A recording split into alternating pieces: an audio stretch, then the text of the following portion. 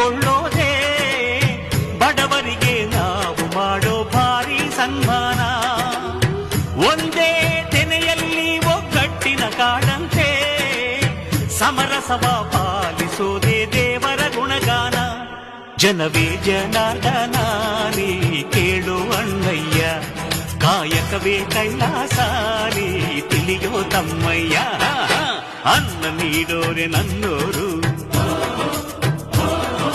ನೆರಳು ನೀಡೋರೆ ನನ್ನೋರು,